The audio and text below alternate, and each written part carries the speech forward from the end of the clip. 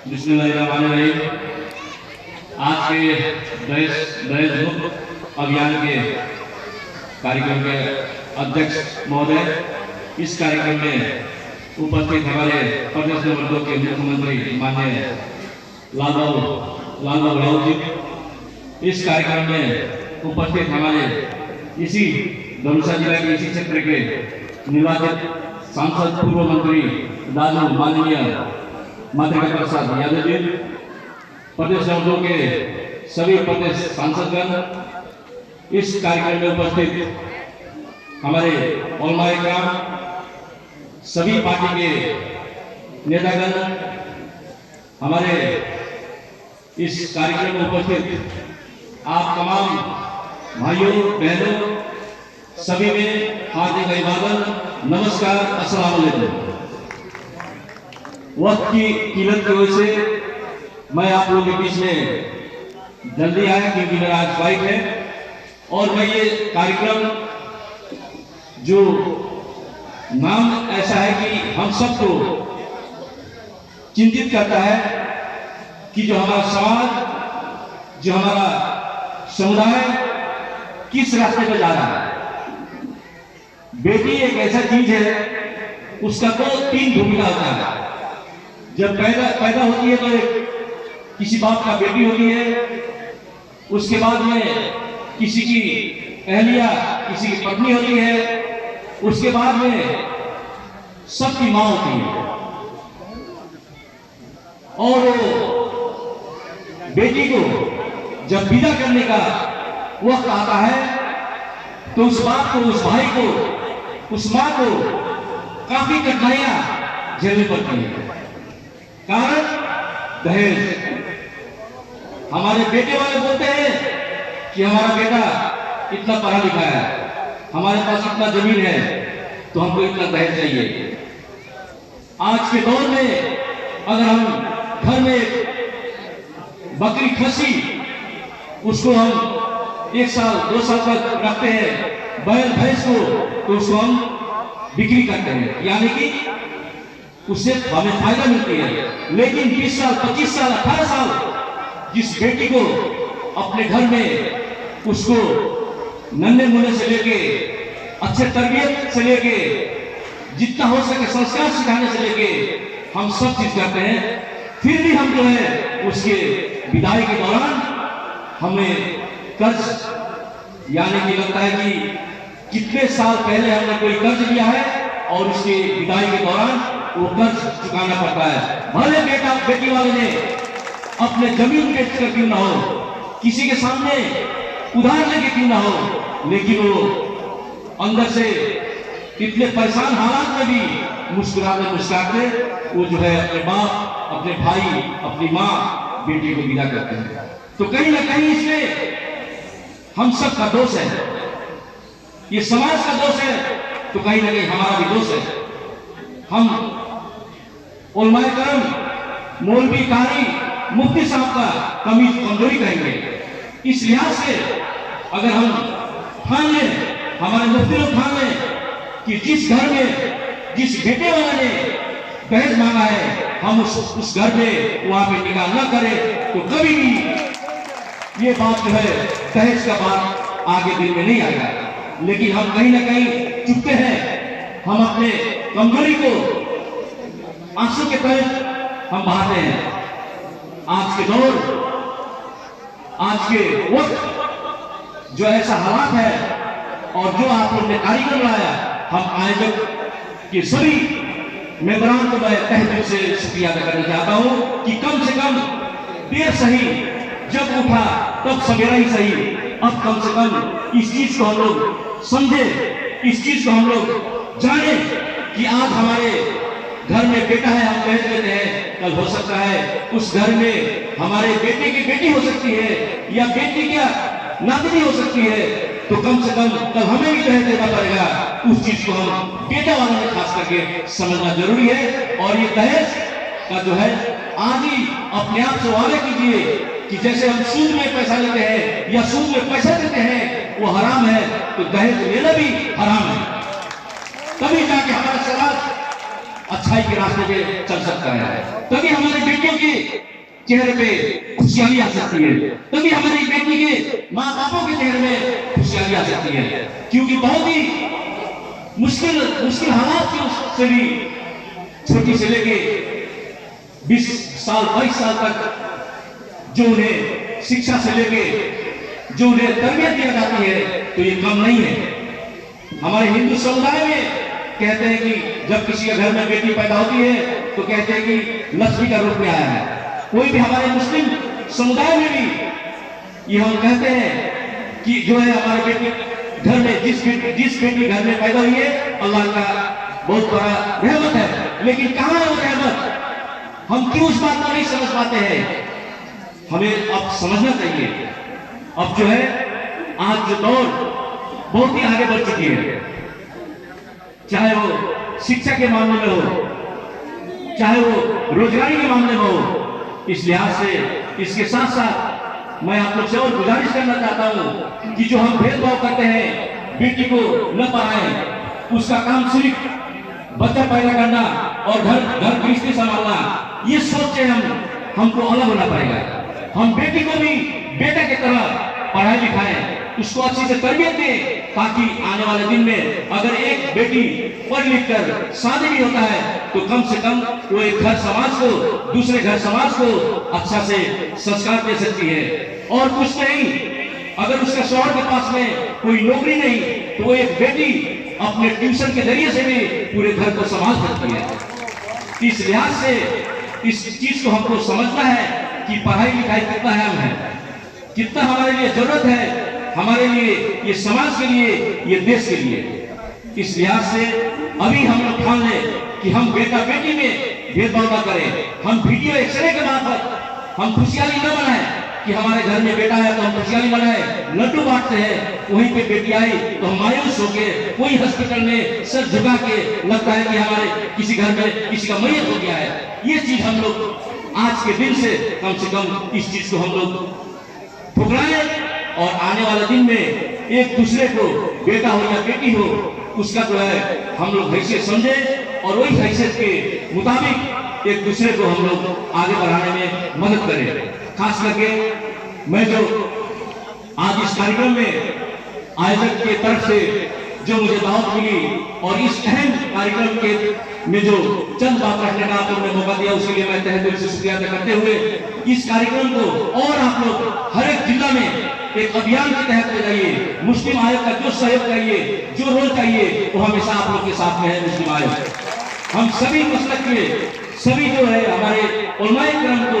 मैं एक मतलब मैं दावत दूंगा और इस अभियान के लिए मैं अपनी तरफ से, आयोग की तरफ से क्या हो सकता है, मैं हमेशा आप लोगों के साथ में हूँ, ये भी मैं जानकारी कराना चाहता हूँ।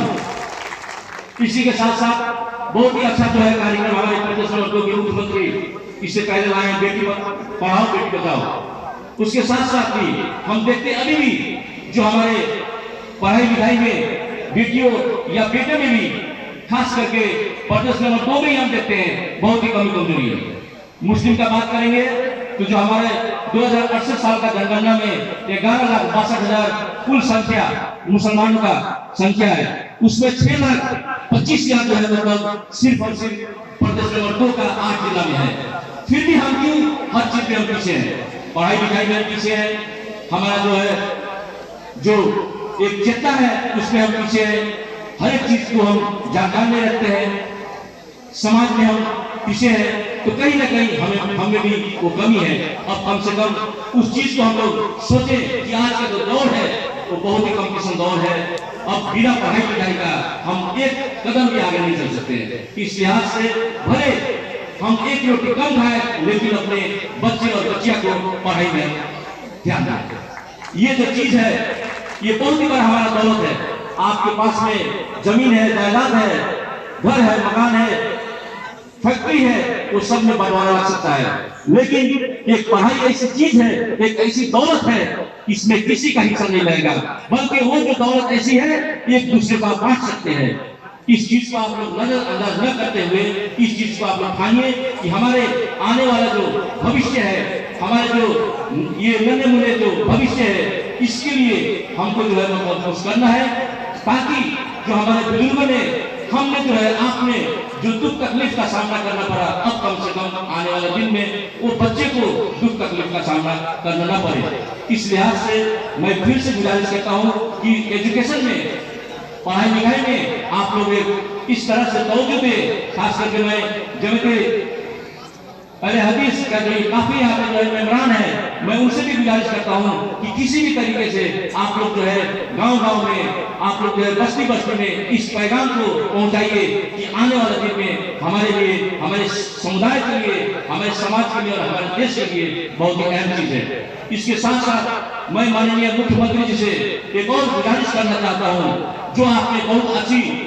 जो है ये नारा लेके आए बेटी पढ़ाओ, उसके साथ साथ मैं आपसे ये गुजारिश करना चाहता हूँ, जो हमारे जो जिस तरह से ये संहिता लागू हुआ, उसमें कहीं न कहीं पूरे मुल्क का, मुसलमानों का, अन्य समुदाय का उतना ही जो है योगदान है। इसीलिए जो हमारे सिस्टम चेंजिंग का मतलब ये होता है कि जिस समुदाय का अवस्था नाजुक हो, जिस समुदाय का संस्कृति, उसका जो है मतलब धरोहर जो नाजुक हो, उसको किस तरह से मजबूत करें। तो हम ये चाहते हैं कि जो हमारे मदरसा है, वो मदरसा का अवस्था बहुत ही नाजुक है, उस मदरसे पर भी आप रोशनी डालें, आप उस स्कूल में भी रोशनी डालें, गुम्बा में भी रोशनी डालें। ये मदरसे जो है, ये हमारे मदरसा जो हमारी एक संस्कृति है, हमारा पहचान है। आज भी कई मदरसा जो है हम जाके देखते हैं, अध्ययन किए हैं, तो आज की जो है बोरा बिछा के हमारे बच्चे वहां पे पढ़ते हैं। वही तो सरकारी स्कूल में सुविधा सहित का जो है टेबल बेंच लगाने का जो सुविधा है, तो हमारे मदरसे में क्यों नहीं है? आप प्रदेश का प्रमुख है, आप कार्यकारी प्रमुख है, आपके पास अधिकार है, आप अनुसंधान कीजिए, अध्ययन कीजिए, जानकारी लीजिए। सिर्फ हम मुस्लिम का मदरसा की बात नहीं कर रहे हैं, उन तमाम जहाँ पे पढ़ने लिखने वाले छात्र छात्रियों का जो अवस्था क्या है, हमारे स्कूल का, सरकारी स्कूल का अवस्था क्या है, अगर गुम्बा है तो उसका अवस्था क्या है, ये सब चीजें मैं तहे दिल से आपसे गुजारिश करता हूँ कि कम से कम अगर जो है ये हम लोगों ने उपलब्धि हासिल की है, संहिता हम लोग ने लाया, तो कहीं ना कहीं हमें दर्द है कि वो संहिता सिर्फ नाम का है, कार्यान्वयन कहीं पर नहीं हुआ। इस लिहाज से जैसे कि हमारा कब्रिस्तान का अवस्था है, कब्रिस्तान का अवस्था बहुत ही नाजुक है, तो क्या कब्रिस्तान ऐसे ही रहेगा हमेशा? चिहान, हिंदू समुदाय का चिहान का अवस्था नाजुक है, वो सब के लिए भी आप एक अध्ययन कराइए, एक टोली गठन कराइए, ताकि जो है कोई भेदभाव न करते हुए ये सब चीजें जो है आपका रोशनी जाए। मैं आपको गुजारिश करना चाहता हूँ इस चीज को, ताकि जो है आने वाले दिन में जिस उद्देश्य से हमारे मुस्लिम, हिंदू, दलित, महिला सभी भाइयों ने शहादत दी है, ये संविधान लाने में, ये 2072 साल का संविधान जारी होने से पहले हम भी जो है आंदोलन में शरीक थे आपके साथ में। आपको याद होगा जब जो है मतलब हम लोग काठमांडू से लेके मधेश हर एक जिला में हम जो है मुस्लिम गठबंधन के संयोजक के नाते और एक हम पार्टी के तराई मधेश में पार्टी के हम सह महामंत्री थे, लेकिन बात जब अपने कौम पर आए, अपने समुदाय पर आया, अपने समाज पर आया, अपने देश पर आया, उस सब में हम लोग सब मिल के इकट्ठे होकर हम लोगों ने ये सब चीज हासिल किया है। तो कहीं ना कहीं मुझे डर है कि ये जो चीज हासिल हुआ है, लेकिन उसके मुताबिक हमें जो है उपलब्धि नहीं मिल रही है। तो कहीं ना कहीं जो है हमें भी कमी होगा, केंद्र सरकार का कमी होगा, लेकिन अभी 3 तरह का सरकार है, स्थानीय सरकार, प्रदेश सरकार, केंद्रीय सरकार। केंद्र सरकार का कमी कमजोरी का वजह से ही जो है ये संहिता लागू हुआ है, ऐसे ही लागू नहीं हुआ है, किसी का मर्जी से या किसी का दिया हुआ भेंट में ये नहीं आया है। ये तमाम लोगों का शहादत, उसका संघर्ष के बदौलत ये संहिता आया है। तो कहीं ना कहीं आपका ज्यादा फर्ज है कि सभी समुदाय को, जो समुदाय उत्पीड़न में है, जो समुदाय हर एक सेवा सुविधा से वंचित है, उन समुदाय को आप जो है सुविधा दिलाएं, तो जाके जो है ये संहिता का असल में मजा आएगा और आने वाले दिन में आपका सभी जय जयकार करेंगे। ये बस मैं चंद बात कहते हुए, इसके साथ साथ जो आने वाला हर एक 10 साल में जनगणना होने वाला है, आप लोगों को मालूम होगा, जो 2068 साल की जनगणना में हमें जो है 11,62,000 तकरीबन जो है हमारा तादाद बताई गई, लेकिन हम कहते हैं कि हमारा तादाद 20 लाख है, 25 लाख है, लेकिन सरकार की नजर में हम सिर्फ और सिर्फ 11,62,000 तकरीबन। तो इस लिहाज से इस जनगणना में हम सब भाइयों शरीक हो, ज्यादा से ज्यादा इसमें हम लोग सहभागी बनाएं और सही से अपना संख्या से लेके, अपना अवस्था से लेके जो है सब हम लोग वहां पे दिखाएं ताकि ये 2078 साल का अब बस 5 दिन बाद शुरू होने वाला है, तो वो जनगणना में आपका सही तादाद अगर आ गया तो 100 में अभी जो हमें 5% या फैसिलिटी है, 100 में 5 की ये फैसिलिटी, वो जो है आने वाला दिन में आपका जितना यकीनन तादाद होगा उसी के मुताबिक आपको जो सरकार से मिलने वाला सुविधाएं मिलेगा। इस लिहाज से चंद बात उसमें जो है, सबसे पहले मैं ये आपको गुजारिश करना चाहता हूँ, जब जनगणना आए आपका घर में पूछे आपके कितने परिवार हैं, तो आप सही बताएं। यहाँ तक कि आपका जो मतलब कोई भाई रोजगारी के सिलसिले में विदेश है या कोई पढ़ने लिखने के सिलसिले में विदेश है, उनका भी नाम ना छिपाएं। उसके साथ साथ जो इससे पहले जो कंफ्यूजन हुआ है हम लोग की तरफ से, वो कंफ्यूजन ना हो। जैसे कि धर्म हमारा इस्लाम है, हमारा जात जाति क्या है, मुसलमान है। कोई हम लिख देते हैं जात हमारा अंसारी है, कोई राइन है, कोई खबराई है, ये नहीं है। जात जाति में आप केवल भले आपका नाम जो भी हो नाम दर्ज कराइए, लेकिन जात जाति में मुसलमान ही दिखाइए, ताकि जो है वो पूरे और पूरे मुसलमान के हिस्से में आएगा। इस लिहाज से जो है जनगणना बहुत ही अहम हमारे लिए चीज है। खास करके हम माँ और बहनों को मैं गुजारिश करता हूँ कि अक्सर दिन के दौरान में जो है मतलब भाई लोग खेती बाड़ी में या अन्य काम के सिलसिले में बाहर जाते हैं, उस दौरान में अगर आपके पास में गणक आ जाए तो उस दौरान में आप सही अपना जो है जितना बच्चा है, जितना फैमिली मेंबरान है, उन सब का आप दर्ज कराएं। उसके साथ साथ जो है जैसे भाषा की बात आई, भाषा आप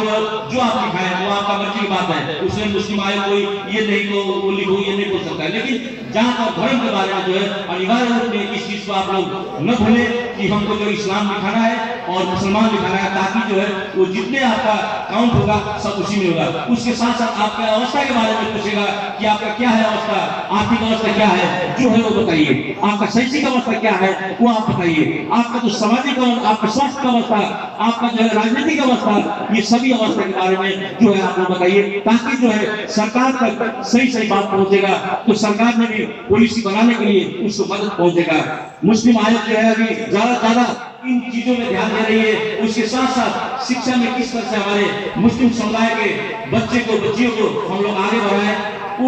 ये सब काम में लगा है। उसके साथ साथ जो हमारा मदरसा का व्यवस्थापन है, जो दरबंदी है, उस दरबंदी में भी शिक्षा मंत्रालय से हम लोग बात कर रहे हैं। बाकी जो है मुझे यकीन है कि हमारे इस प्रदेश के माननीय मुख्यमंत्री जी है वो जरूर इस चीज में इससे पहले भी रोशनी डाल रहे हैं और आगे भी इंशाल्लाह डालेंगे। उसके साथ साथ जो हमारे मदरसे से पढ़े लिखे हमारे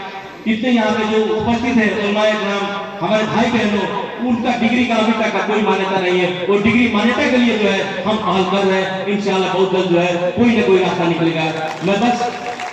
ये चंद बात आप लोगों के सामने रखते हुए और वक्त की किल्लत की वजह से मैं ज्यादा वक्त न देते हुए मैं फिर से आयोजक साथियों को मैं तहे दिल से शुक्रिया अदा करते हुए हमारे यहाँ पे जितने भी उपस्थित हमारे भाई बहन सभी में मैं शुक्रिया अदा करते हुए मैं अपना चंद बात ये रखते हुए आप लोग से मैं विदा होता हूँ। अस्सलाम वालेकुम व रहमतुल्लाहि व बरकातहू।